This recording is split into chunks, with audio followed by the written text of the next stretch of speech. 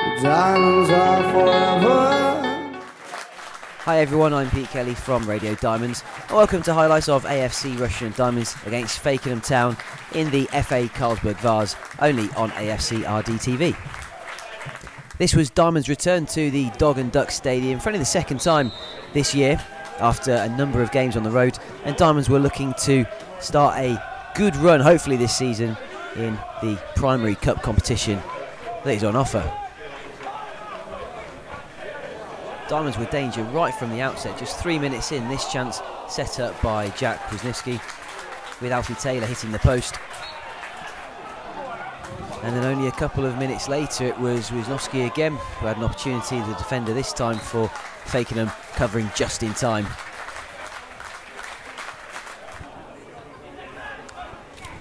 And the chances continued after a little bit of scrappy midfield play. Alfie Taylor had this opportunity, this time rebounding the outside of the post.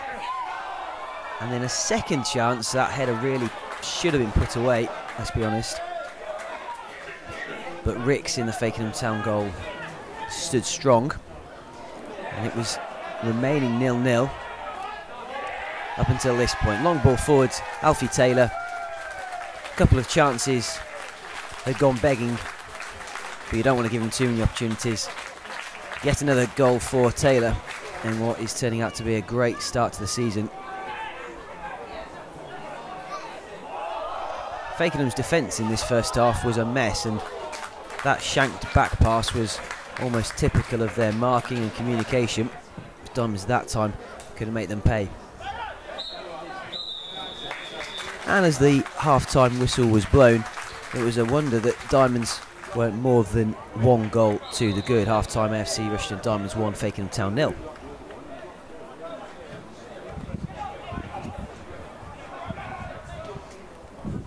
As time went on in the second half though, almost predictably, Fakenham came back into it. On about the hour mark, they had this corner, and it was headed firmly into the back of the net. That was by Toby Harris, who was a second half substitute for the Ghosts.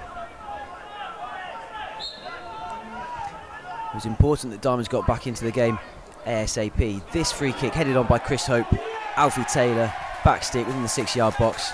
He put it beyond goalkeeper Ricks, and any nerves that were there suddenly started to recede. And the game was as good as won after this great effort and a great team move. Jack Wisniewski 1-2 with Alfie Taylor, and he hammered it inside the back post. It might have taken a bad bounce, which Ricks couldn't do anything about for Fakenham. The Diamonds didn't care at all. They knew by that stage they were progressing. That was the third goal. More chances were spurned by Diamonds. That was just the latest one, and Ricks actually had a pretty good game in the Fakenham goal with a little bit more help from his defenders. Perhaps he would have conceded one or two fewer, but this was the icing on the cake. A cross from Taylor, fortuitously ricocheting off the underside of the crossbar, and it was Jake Newman who got the fourth for the club on the afternoon. It was his first goal for AFC Rushden Diamonds. That goal was in injury time, as it was no chance for Fakenham to come back. An entertaining one. Most of the crowd go home happy. Full time, AFC Rushden Diamonds 4, Fakenham Town 1. Welcome to AFCRDTV. Bruce Greenberg along with you again. And first off, today we have our man of the match. A very convincing win for AFC Diamonds over Fakenham Town, 4-1. And indeed, the man of the match is number 9, Alfie Taylor. Good game, Alfie. Cheers, mate. Yeah, thanks a lot. Yeah, no, it's good to get the first round out, well, second round out of the way. Great result, 4-1. Can't complain. Well, they say the man who wears the number 9 jersey has a special honor, and you've really lived up to it so far this season. I believe you've now scored already 8 goals. You're getting close to double figures. It has to feel good. Yeah. No, I've come here to score goals, and hopefully I'm showing that. That's what I do, and I hope I keep going. It's a privilege to wear number 9 and obviously be here at the club and in front of all them fans. Well, what was the mood of the Gaffer Storms at halftime with the team leading 1-0 on your goal in the 24th minute?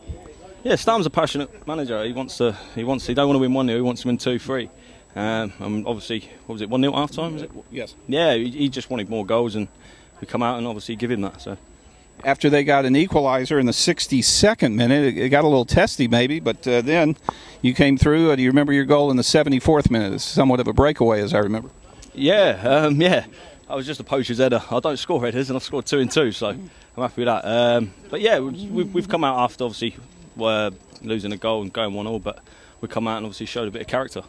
I know we're still very early in this 2012-13 season, but it seems like the chemistry is building nicely for AFC Diamonds. Yeah, brilliantly. Like the togetherness is come together so quickly. Obviously, all bunch of new lads. But yeah, we've come together really. We got close in a short period of time.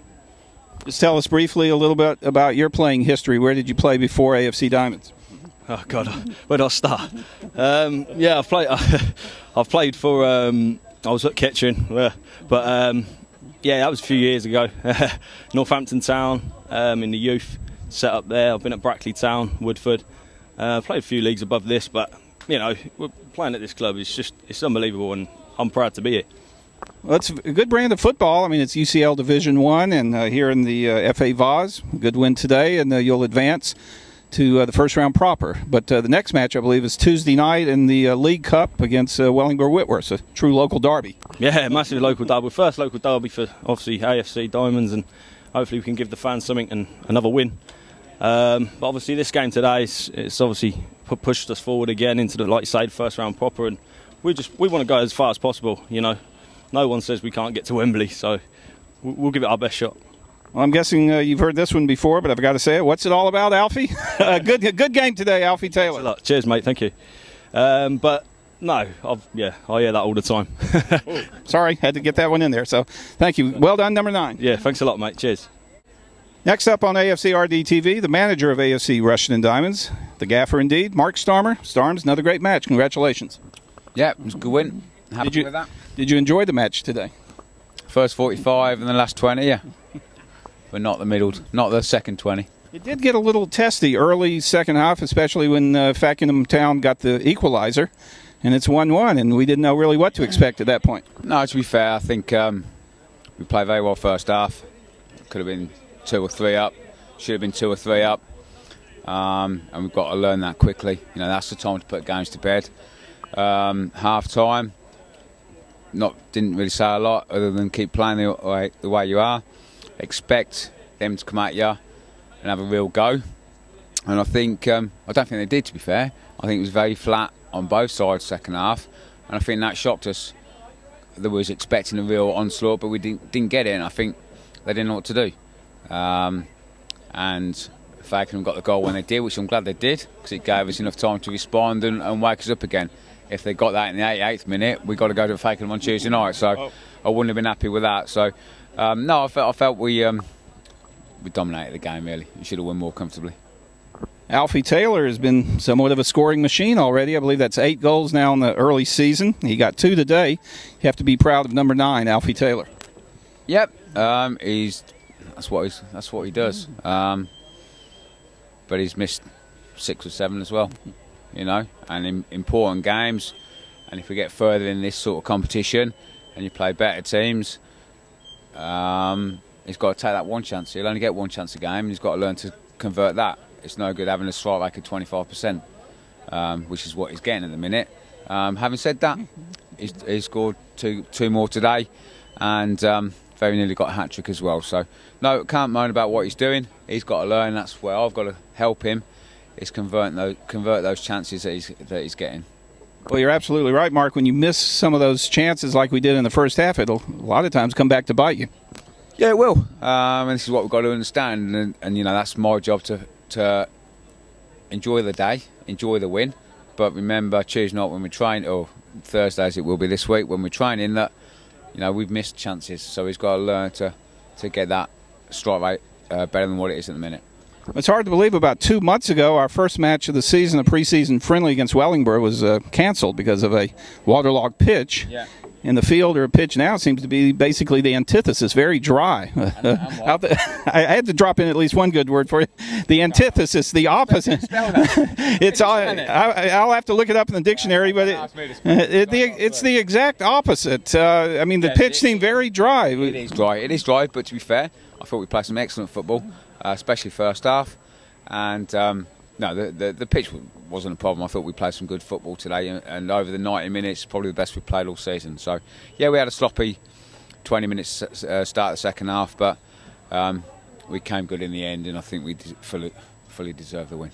Well, enjoy this one. Tuesday night, you're back into another League Cup competition, I believe, against Wellingborough-Whitworth. Yep, correct. And, you know, those that are on the bench today will all start. It's time I've got to start mixing the squad around, and it gives me a good opportunity to have a look at 6 or 7 that haven't been getting regular games on Tuesday night, and that's what I'm going to do. Well, very good. Cheers. No problem. Thank you. And one more interview on AFCRDTV for this Saturday afternoon. It's assistant manager Andy Peaks. Peaksy, well done today. Great team victory for AFC Diamonds.